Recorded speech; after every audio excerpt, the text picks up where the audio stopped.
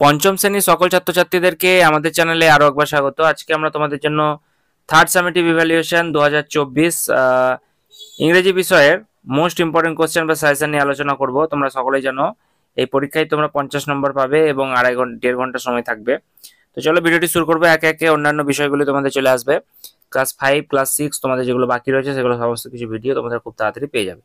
তো দেখো, প্রথমে তোমাদের থাকবে কিন্তু হচ্ছে রিডিং কম্প্রিহেনসিভ সিন। তো সিন থেকে তোমরা ইম্পর্টেন্ট কোনটা একটু দেখে নাও। She is Begum Rokeya, a remarkable women whose effort considerably changed the state of female education in Bengal. Her full name was Begum Rokeya Sakawat Hossain. She was kind of generous to the disadvantaged women of Bengal and extended her helping hand to the poor and the helpless. She was the pioneer in setting up a school for the poor Muslim girls of Bengal. She strongly believed in the need of modern education for women. তো এই দেখতে পাচ্ছ সিনটা সেই বেগম রোকেয়াকে নিয়ে, যে বাংলাতে একটা অনবদ্য ভূমিকা রেখে গিয়েছেন তার সাহায্যকারী ভূমিকার জন্য, যাতে যে পুয়ার যারা রয়েছে বা গরিব যারা রয়েছে তাদেরকে তিনি হেল্প করতেন এবং মুসলিমদের যে শিক্ষা, মুসলিম সমাজে যে শিক্ষা মেয়েদের জন্য সেটাকে তিনি ত্বরান্বিত করার চেষ্টা করেছেন, সেই ব্যাপারটিকে কেন্দ্র করে একটি সিন এখানে দিয়েছে। তো দেখো এতে কি বলেছে, provide the formation of to complete the sentence. তো এক্ষেত্রে তোমরা দেখতে পাচ্ছ বেগম রোকেয়া ওয়াজ বর্ন, সে কোথায় জন্মেছিল, হুজ এভার, তো সেক্ষেত্রে সে জন্মেছিল বেঙ্গলে। তো তোমরা এখানে বেঙ্গল লিখে দেবে, ঠিক আছে। এডুকেশনে সেক্ষেত্রে তার কোথায় জন্মস্থান সেটা লিখতে বলেছে। C was the pioneer in, কোথায় সে পায়োনিয়ার, কোথাকার পায়োনিয়ার একটু আগে আমরা দেখলাম। She was the pioneer in setting up a school for poor Muslim girls of West Bengal. এখান থেকে এটুকু তোমরা লিখবে, ঠিক আছে। তারপর হার ফুল নেম ওয়াজ, তো হার ফুল নেম ওয়াজ তোমরা দেখলে যে বেগম রোকেয়া, তারপরে শেখাওয়াত হোসেন, এই যে এটা দেখতে পাচ্ছ রোকেয়া শেখাওয়াত হোসেন, গোটাটাই লিখতে হবে। তো এইটুকুই তোমরা লিখে দেবে। সি স্ট্রংলি বিলিভড ইন, সে কোথায় বিশ্বাস রাখতো, তো she strongly believe in need of modern education for women. তো মডার্ন এডুকেশন ফর উমেন এটা লিখে দেবে। এরপরে দেখো কি বলেছে, রাইট ট্রু অর ফলস। তো Begum Rokeya was born in a poor Muslim family. সে কি মুসলিম ফ্যামিলিতে জন্মেছিল, এটা সত্যি হবে না মিথ্যা হবে, অবশ্যই লিখবে। She build school for the poor Muslim girls, এটা সত্য হবে না মিথ্যা হবে, অবশ্যই সত্য হবে।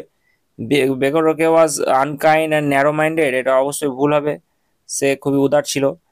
হার helping hand reach poor and helpless, অবশ্যই এটাও সত্যি হবে। তো এইভাবে তোমরা অ্যান্সারগুলো করে নাও। এরপরে চলে যাবে, দেখো কি বলেছে সি এরটাতে, what did she do for the poor Muslim girl of Bengal. তো সে বাংলাতে যে যারা দুঃখী দরিদ্রী যে সমস্ত মুসলিম মহিলা ছিল তাদের জন্য সে কি করেছিল, সে তার হেল্পিং হ্যান্ড বা তার যে সেলফলেসনেস সেটা কিন্তু দেখিয়েছিল, ঠিক আছে। তো তাদেরকে সে তাদের কাছে পৌঁছেছিল এবং তাদেরকে সাহায্য করেছিল, সেটা ইংলিশে লিখবে, ঠিক আছে। এরপর কি বলেছে, how was Begum Rokeya's attitude to the disadvantage women of Bengal. তো তাদের জন্য তার কি চিন্তাধারা কিরকম ছিল, রোকেয়া বেগমের যারা ডিসঅ্যাডভান্টেজড উমেন ছিল, তো তারা উদার ছিল অবশ্যই। তারপর কি বলেছে, what did she believe about modern education for women. তো সে মডার্ন এডুকেশনের জন্য কি চিন্তা ভাবনা করেছিল, সে বিলিভ করেছিল যে প্রত্যেকটা মানুষকেই মডার্ন এডুকেশন শিক্ষা দরকার, বিশেষ করে পুয়ার মডার্ন তাদের জন্য, সেটাই তিনি বলেছিলেন। লাস্ট লাইনটা লিখে দেবে। এরপরে চলে যাবো, দেখো এ স্তম্ভের সঙ্গে বি স্তম্ভ মেলাতে হবে।